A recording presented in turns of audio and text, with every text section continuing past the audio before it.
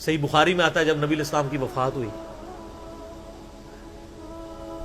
تو حضرت عمر نے تلوار نکال دی کہ میں اس کی گردن کاٹ دوں گا جو کہے گا کہ نبی علیہ السلام فوت ہو گیا۔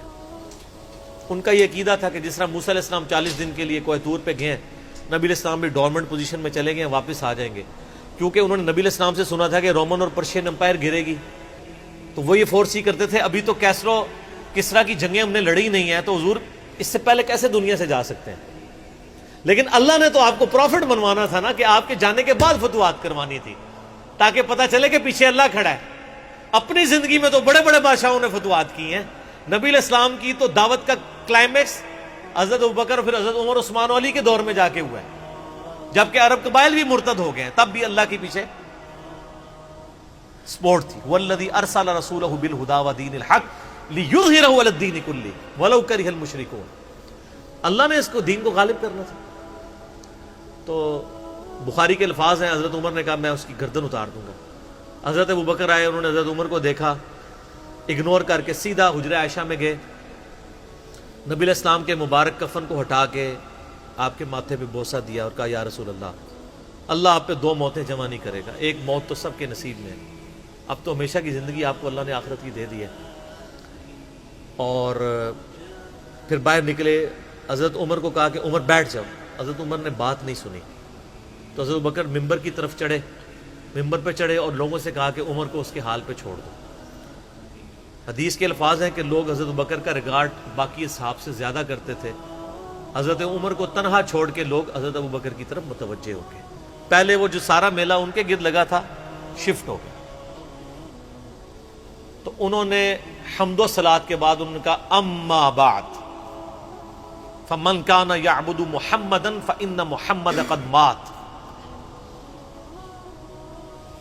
سر کلیجے پہ کتنا بڑا پتھر رکھا ہوگا حضرت بکر نے جملہ بولتے ہوئے کہ جو محمد کی عبادت کرتا تھا وہ جان لے کہ محمد کو موت آ گئی ہے۔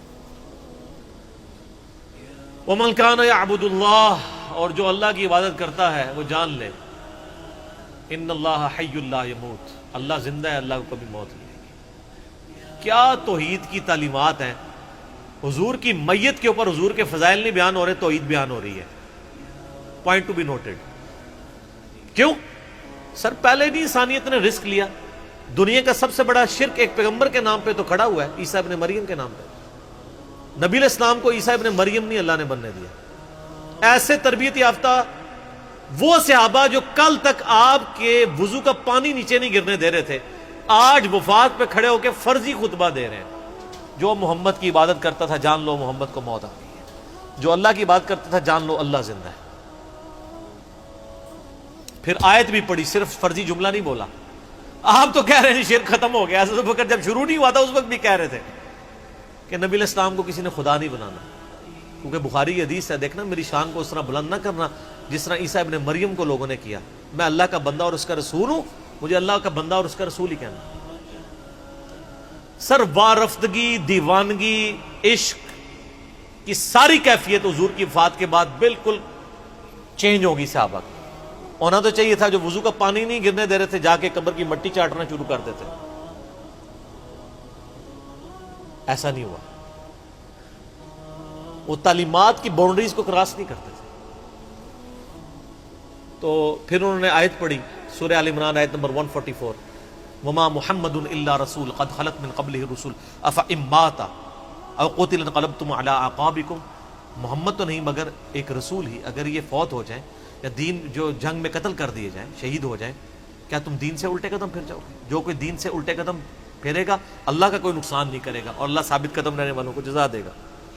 پھر سورہ الزمر کی آیت نمبر 30 پڑھی، انک میت وانہم میتون۔ اے نبی تمہیں بھی مرنا ہے اور ان کو بھی موت آنی ہے، تمہارے مخالفین کو، پھر تم اللہ کے حضور جھگڑو گے، اللہ تمہارا فیصلہ کرے گا۔ یہ سیدنا ابوبکر کی حضور کی وفات کے وقت استقامت تھی۔ پھر جھگڑا کھڑا ہو گیا حضور کو دفنانا کدھر ہے؟ جامعہ ترمذی میں حدیث ہے، سیدنا ابوبکر کہتے ہیں کہ میں نے نبی علیہ السلام سے یہ بات سنی تھی کہ اللہ اپنے پیغمبر کو وہیں پہ موت دیتا ہے جو اس کے لیے سب سے پسندیدہ جگہ اللہ کے نزدیک ہوتی ہے۔ تو حضور کی جو چارپائی ہے نا اس کے نیچے ان کی قبر کھودو، وہاں پہ اللہ نے ان کو موت دی۔ پہلے صحابہ میں رائے نہیں طے ہو رہی تھی کہاں دفنانا ہے۔ پھر سنن سائی الکبریٰ کے اندر پورا وفات النبی چیپٹر ہے، سنن ابن ماجہ میں بھی موجود ہے کچھ حصہ اس کا۔ پھر لوگوں نے پوچھا کہ نبی علیہ السلام کا جنازہ ہوگا؟ انہوں نے کہا ہاں ہوگا۔ اسی طریقے سے تکبیر کہو اور سورہ فاتحہ اور اس کے بعد درود شریف اور اس طریقے سے 4 تکبیرات پڑھو۔ لیکن ایک فرق تھا کہ نبی علیہ السلام کو پروٹوکول صحابہ نے دیا ہے کہ آپ کی جو جنازے کی نماز ہے نا وہ جماعت کے ساتھ نہیں ہوئی۔ صحابہ نے یہ پروٹوکول دیا کہ حضور کی میت کی موجودگی میں بھی کوئی شخص امامت نہ کروائے۔ حجرے میں ایک طرف سے لوگ داخل ہوتے تھے، اکیلے اکیلے جنازہ ادا کرتے تھے، وہ ڈیٹیل میں آتا ہے، 2-3 دن تک جنازہ ہوتا رہا۔ پہلے یعنی مرد داخل ہوئے، اس کے بعد بچے، غلام، پھر عورتیں، اس طریقے سے سب نے جنازہ پڑھا۔ ظاہر ہے 1 لاکھ سے زیادہ لوگ تھے جنازہ پڑھنے والے۔ اس موقع پہ بھی سیدنا ابوبکر کی آپ استقامت دیکھیں، ورنہ حضرت عمر کتنے سٹرانگ اصحاب کے مالک تھے، ان کی حالت آپ دیکھ لیں۔ جب ضرورت پڑی ان کے مضبوط اصحاب کی تو کولیپس کر گئے۔ ابوبکر ہی کھڑے ہوئے ہیں، تو حضور کو پتا تھا نا میں نے مصلی پہ کسے کھڑا کرنا ہے۔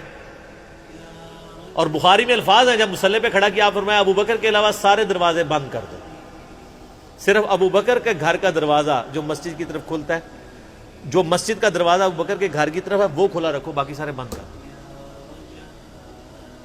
تو نبی علیہ السلام کو یہ پتا تھا کہ کس لیول کا کس بندے کا یعنی ایمان ہے، اس کے اعصاب ہیں۔ اور بخاری کے الفاظ ہیں، جب حضرت ابوبکر نے خطبہ دیا، حضرت عمر کہتے ہیں میرے پاؤں میرا بوجھ نہیں اٹھا سکے، اور مجھے یقین آ گیا کہ حضور فوت ہو چکے۔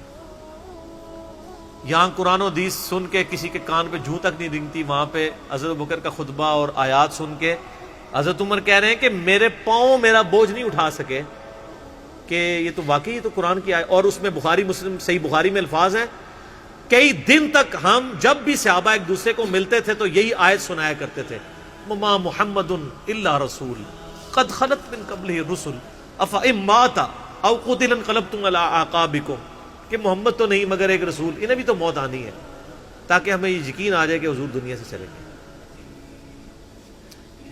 تو یہ صحابہ کرام علیہم رضوان کی نبی علیہ السلام کے ساتھ عقیدت تھی۔ اور سیدنا ابوبکر آپ کو بالکل صف اول میں نظر آئیں گے، ٹاپ آف دا لسٹ، معاملات کو ہینڈل کرنے میں، چیزوں کو بالکل من و سنت کے مطابق ڈھالنے میں، اور ہر معاملے میں رجوع لانے کے اوپر، اور اہل بیت کے ساتھ کمٹمنٹ کے اوپر، ہر مسئلے میں آپ کو حضرت ابوبکر صدیق کی قربانیاں ٹاپ آف دا لسٹ نظر آئیں گی۔ تو بات کہاں سے کہاں شروع ہوئی، فی البدی میں تو اور گھنٹوں بول سکتا ہوں، مجھے اتنی حدیثیں یاد ہیں یہ فضائل کے اعتبار سے۔ آخر میں اصول برکت کے لیے میں وہ حدیث بیان کروں گا جو میں اکثر بیان کرتا ہوں۔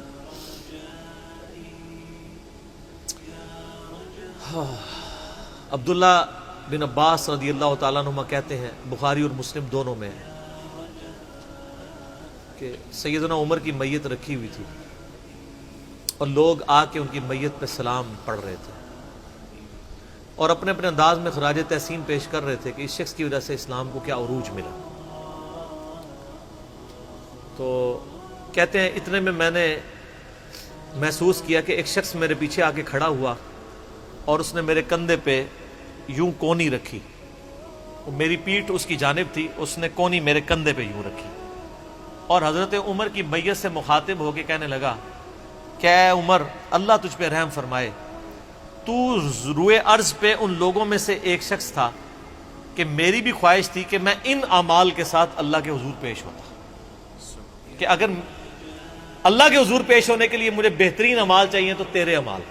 ظاہر ہے جی رومن اور پرشین امپائر گھری ہے، کس لیول کا عروج،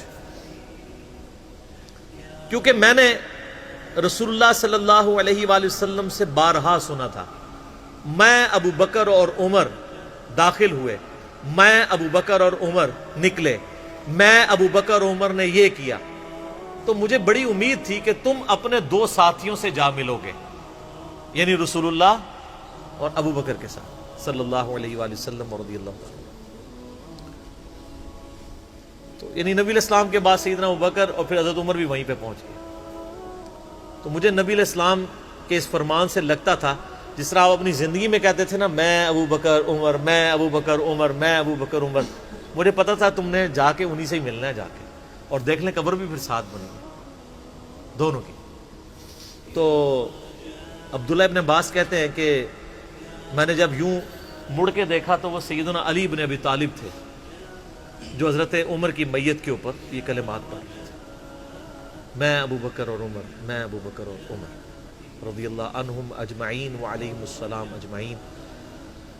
اللہ تعالیٰ ہمارے دلوں میں خلفائے راشدین کی محبت، اہل بیت کی محبت راسخ فرمائے رضی اللہ عنہم اجمعین وعلیہم السلام اجمعین، اور قیامت والے دن حوض کوثر پہ ان کے ساتھ محشور فرمائے، آمین ثم آمین۔